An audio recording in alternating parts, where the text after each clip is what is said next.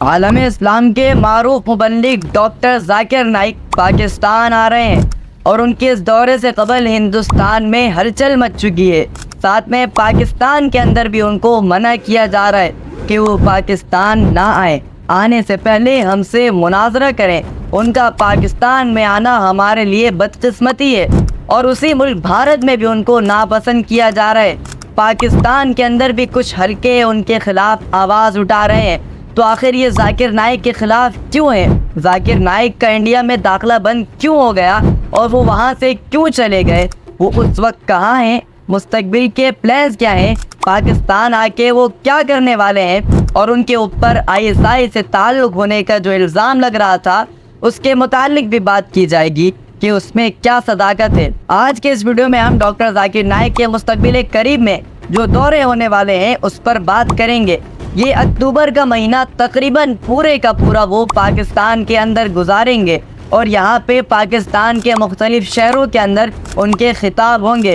कुरान करीम को समझने के हवाले से उनके सेशंस रखे जाएंगे। डॉक्टर जाकिर नाइक वो शख्सियत है जिनको दुनिया ने पीस टीवी से देखा और पीस टीवी पे वो हिंदुओं से मुकालमा कर रहे होते, फिर उसके बाद वो मसीही बिरादरी के लोगों से मुकालमा कर रहे होते और उनके हाथ पे लाखों लोग मुसलमान होते रहे। इंडिया के अंदर जब उनकी इस तहरीक को बेमिसाल पजीराई मिली तो उसके बाद उनके ऊपर हुकूमत की नजरें आना शुरू हो गई और जब मोदी सरकार की वहाँ पे हुकूमत थी तो जाहिर सी बात है कि उनके होते हुए वहाँ पे उस किस्म का कोई बंदा कैसे चल सकता है। 2016 की गालिबन बात है, बांग्लादेश में एक कैफे के अंदर बम धमाका हुआ, उसमें बहुत सारे लोग शहीद हो गए और उन्हीं कातिलों में से एक बंदा ये कहता है कि मैं जाकिर नाइक के खिताबात सुनकर मुतासिर हुआ हूँ और इसलिए मैंने ऐसा किया। ये वो बुनियादी और इब्तिदाई वजह थी जिसको बुनियाद बना के डॉक्टर जाकिर नाइक के खिलाफ मुंबई पुलिस ने एक इन्वेस्टिगेशन शुरू कर दी और उनकी तंजीम पे पाबंदी लगा दी गई। अभी तक कोई भी उनका जुर्म साबित नहीं था। जाकिर नाइक क्योंकि मुल्क से बाहर थे वो मुल्क वापस नहीं आए क्योंकि उनको ये बात पता थी कि यहाँ मैं वापस आया तो मुझे पकड़ लिया जाएगा, लिहाजा पहले वो सऊदी अरब और फिर मलेशिया में पनाह ले लेते हैं। उसी दौरान जाकिर नाइक के ऊपर मजीद इल्ज़ामात लगने शुरू हो गए कि वो तालिबान के हामी है, वो अलकायदा के हामी है, मुख्तलिफ तंजीमों के नाम लिए जाते रहे, लेकिन जाकिर नाइक ने उन तमाम से इनकार किया। असल में बात वाज़ेह नज़र आ रही थी कि डॉक्टर जाकिर नाइक बगैर तलवार उठाए, बगैर बंदूक, बगैर कोई शिद्दत पसंदी इख्तियार किए वो मुकालमे पे बहुत कामयाबी समेट रहे थे और ये हज़म ना हो पा रही थी।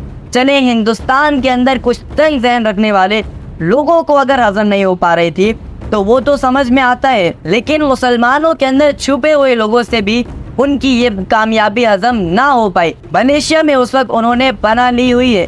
उनसे पूछा गया कि आपने पाकिस्तान के अंदर पनाह क्यों नहीं ली? उन्होंने कहा कि मैं लेना चाहता था पाकिस्तान के अंदर, लेकिन फिर मुझे पता था कि अगर मैं पाकिस्तान आता तो कहा जाता कि ISI का बंदा है, लिहाजा पाकिस्तान वापस आ गया, इसीलिए मजबूरन मैंने पाकिस्तान का इंतखाब नहीं किया। मलेशिया के प्रेसिडेंट से उनके बारे में सवाल किया गया तो उन्होंने कहा कि अव्वल तो हमसे मुतालबा नहीं किया गया और दूसरी बात यह है कि हम खुद शिद्दत पसंदी के बड़े खिलाफ हैं। जाकिर नाइक या किसी भी शख्स के खिलाफ आपके पास ठोस सबूत है कि वो दहशत गर्दी में मुलव्विस है, हमें दीजिए, हम आपके हवाले कर देंगे। लेकिन ये इल्ज़ामात काफ़ी नहीं है, ये सबूत नाकाफ़ी हैं, जिससे ये बात साबित होती है कि वो कोई दहशत गर्दी को सपोर्ट नहीं करने वाले हैं।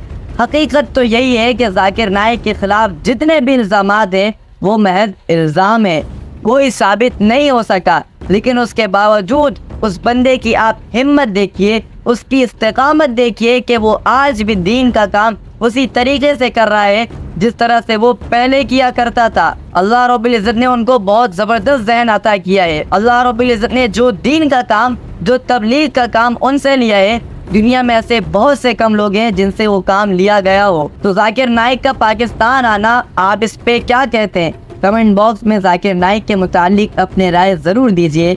जज़ाकल्लाहु खैरन।